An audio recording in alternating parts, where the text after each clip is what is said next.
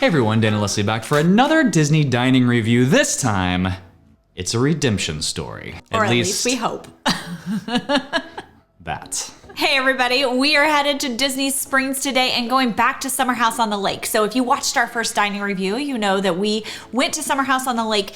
It was like 5 days after it opened. And we had some bumps in the road, to include some cold food and sitting by a service station. So it didn't get the best of reviews, but we noted then that we felt like it had potential. Yeah, it's amazing how just a few kind of negative things can taint the entire experience. So notably, we sat next to a server station, so there were literally servers bumping Leslie's chair, so that brought down the ambiance quite a bit. The drink that I received was awful. It was just straight up alcohol, and it was not a balanced drink at all. And notably, the waitress, once she asked about it and I told her that, said, yeah, we thought the same thing too whenever we tried it for the opening, like pre-opening tasting little thing they do. I'm like, why wouldn't you say that? Anyway, and then what was the other thing? Oh, the food came out cold. It was tasty, but it came out cold. Yeah. So if we can go and, because we've talked to a lot of people that have been here and have loved it since then, we do want to try brunch here very, very soon. So good. But we thought we would give lunch dinner another shot before we tried brunch, and let's see if it can redeem itself and then go back for brunch and see what that's like. Fingers crossed, fingers crossed, fingers crossed. We're a little familiar with the menu, but once again, it looks fantastic. I mean, there are pizzas, there's several different kinds of salads, there's sandwiches. I've got my eye on the ahi tuna and watermelon tostadas. I've actually heard from somebody that those were really tasty. There's also some salmon poke nachos. Anyway, there are lots of kind of California-inspired dishes on this menu. And I'm excited to hopefully get something that is not cold, or unless it's supposed to be. I am going to lean a little bit more on the waiter, waitress, whoever we get, to hopefully recommend some things that are really, really good in their opinion, and hopefully it translates that way when we receive it. So, all right, are you ready to see if this place can redeem itself? Come on, you can do it. Let's do this.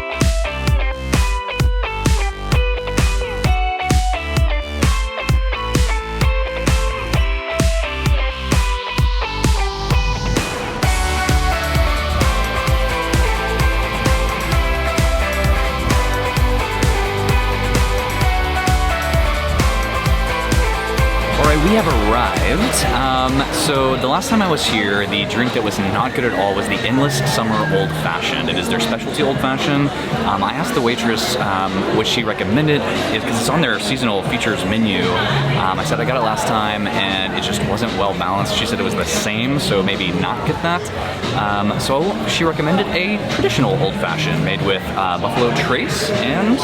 Okay, so while it doesn't have one large cube, it is actually quite well balanced. I am pleased with that. How is your beverage? All right, so I got the margarita. That's nice. It's nice and smooth. Not like too tart, not too heavy on the alcohol. It seems to be pretty well balanced, so I'm enjoying that. Another win here, we are not up against a service station, so we are actually sitting on the front porch. They have got the bar area, the walls are open up, so it's an indoor-outdoor space, which is super nice. I have always loved the ambiance and aesthetic here. I think it is super, super modern and very California coastal with all the decorations and seating and everything. It feels very, very nicely done inside. Not sure what's going on out there. Our guacamole came. We got several like different starters. I'm gonna try just the guacamole. It also comes with like some pico, some ranchero sauce, and some avocado salsa. It's definitely not Dan guacamole, but it is good. It doesn't have enough spice or salt to it, but I think I wonder if I kind of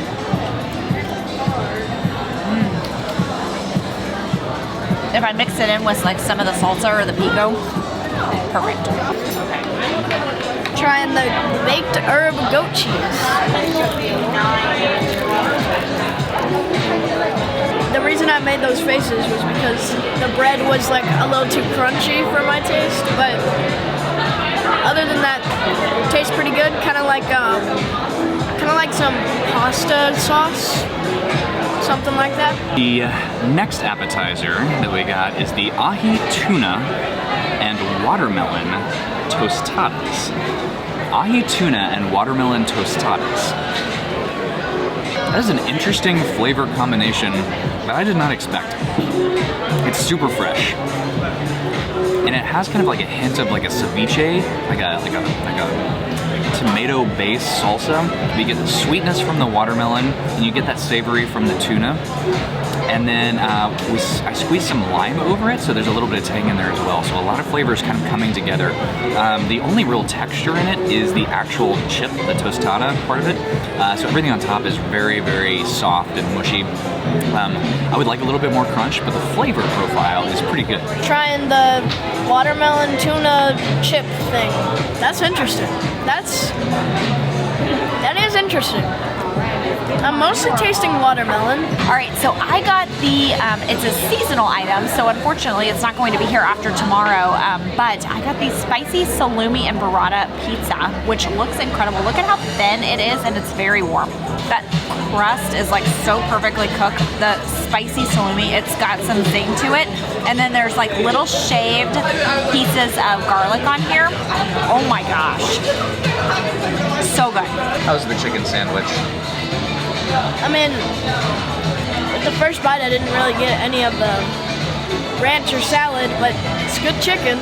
Fries are like good fries, but like they're not the kind of fries that I can eat like without ketchup. That looks like an amazing Cobb salad. They brought the salad dressing on the side, which I appreciate.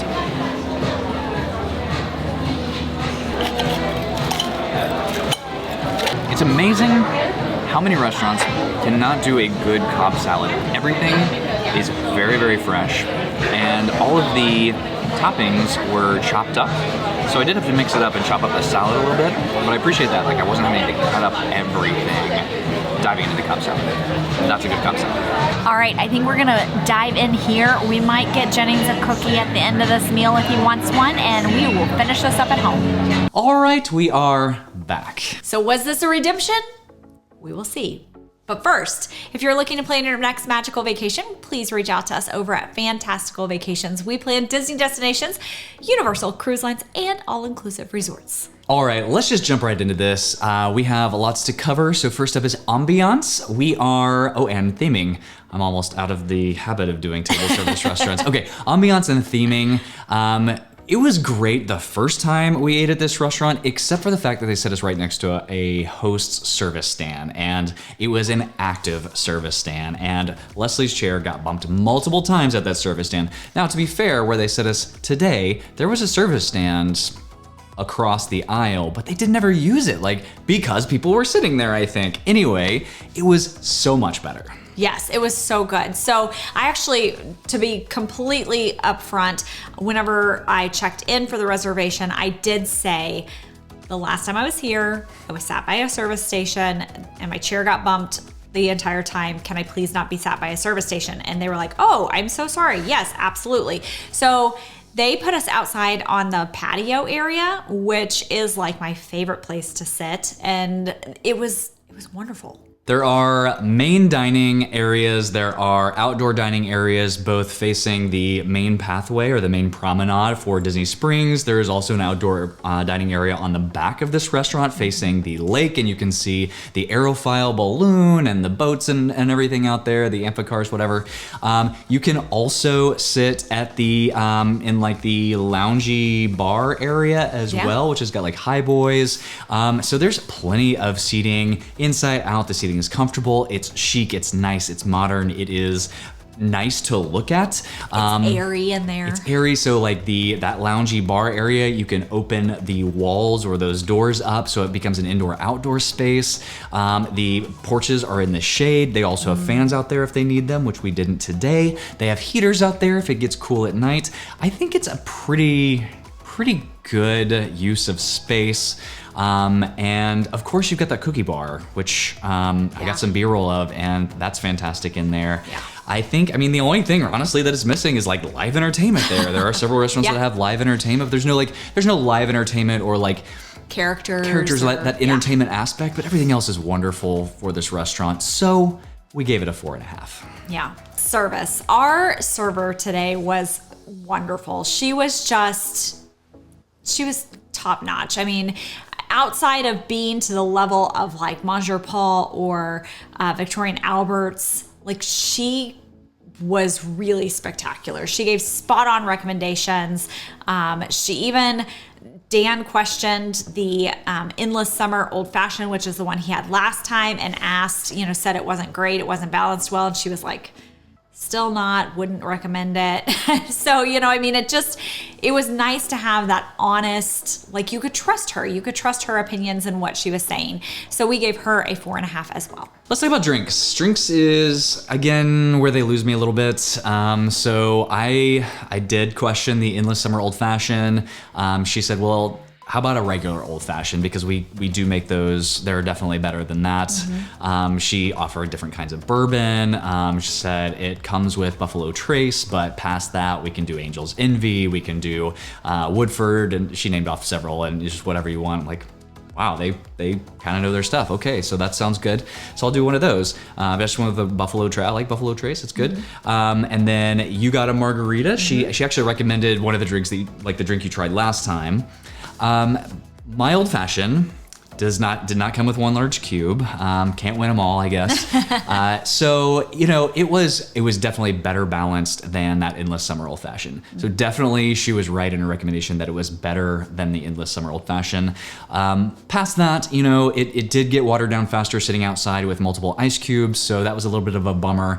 And it still wasn't the best old fashioned I've ever had by any stretch of the imagination. The Boathouse's Old Fashioned is better. They do one large cube there. That is a better old fashioned at Disney Springs that's just right down the way. So definitely not up to that standard. So I think this is pretty much average for an old fashioned. I would put this kind of right in the middle of all Disney World old fashions. And I got a margarita, like Dan said, and it was good. It was well balanced. It was tasty.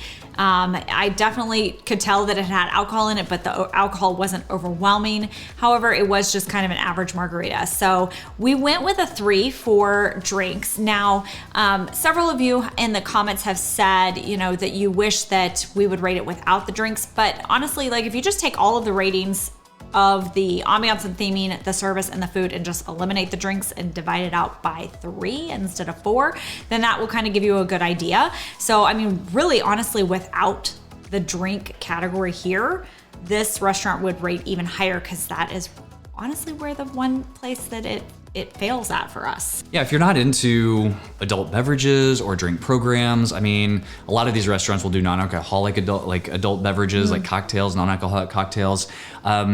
So I think it's important to rate the drink program because that is a huge part of their food and beverage program. They put a lot of stock into that. They have menus with specialty recipes that they've created for their restaurant. And I definitely think that is a huge piece of the overall experience. But if you're not interested in that, like you said, just take it out of the ratings. That's why we rate each one individually. All right, food. Okay, so food last time struggled because the flavors were great, but they were cold. It wasn't, you don't want to have tacos, like fish tacos that are cold whenever they come out to you. Like that's gross. It's not tasty. So anyway, this time we ordered a ton of food. We had Jennings with us. We wanted to make sure that they had ample opportunity to redeem themselves. So did they?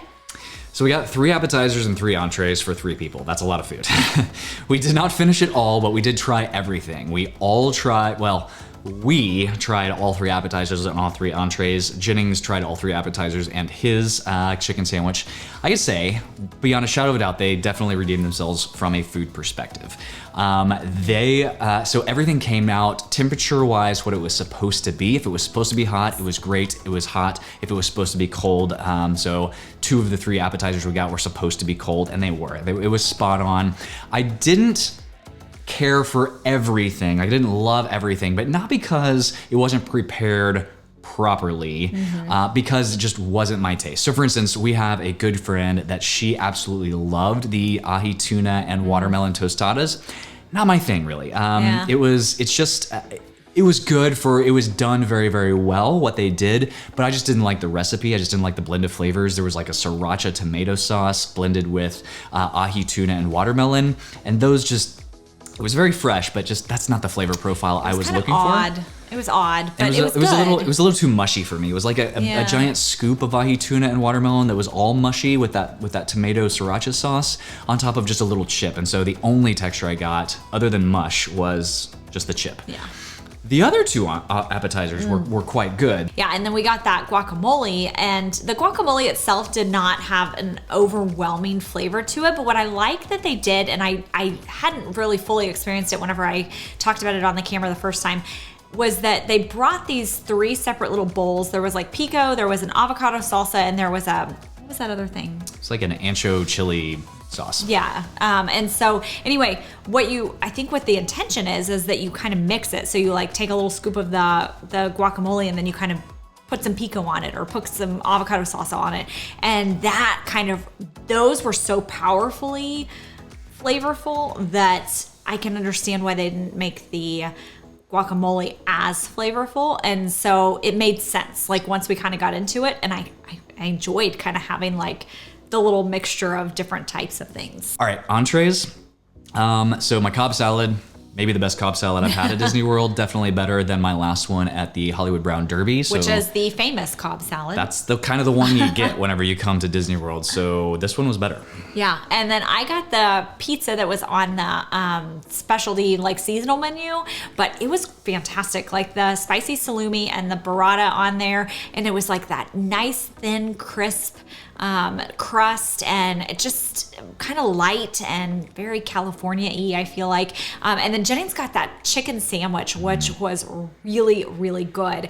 I think the French fries, I could take them or leave them. Like they were the like little stick straw. Shoestring. Yeah, shoestring. That's a good term for it. French fries, and those are not my favorite kind of French fries, but yeah, overall, like the food was all prepared very well. Yeah, Jennings, what I really liked about that one, his came out super, super hot. Like the plate itself, like I had to turn it to take a picture of it, and it was hot. Like it was a hot plate. So everything temperature-wise was prepared very, very well. All right, we were overall very pleased with the food. So we gave food a 4.5 as well. So if you add all that up and divide it out, it is a 4.125 out of 5, which is a significant improvement. So this is a true redemption story for Summer House on the Lake. Yeah, I'm very pleased. I'll definitely be back.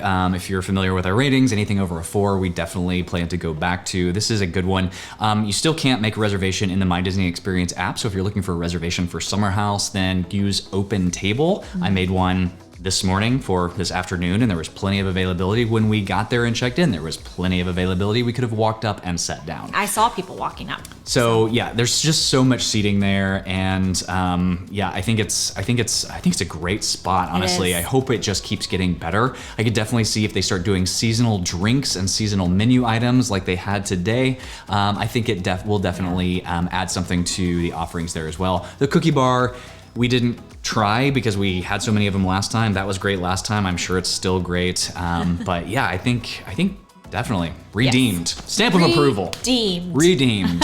All right, if you are liking these videos, please hit that like and subscribe button so you don't miss the next one. And we will see you on the next video.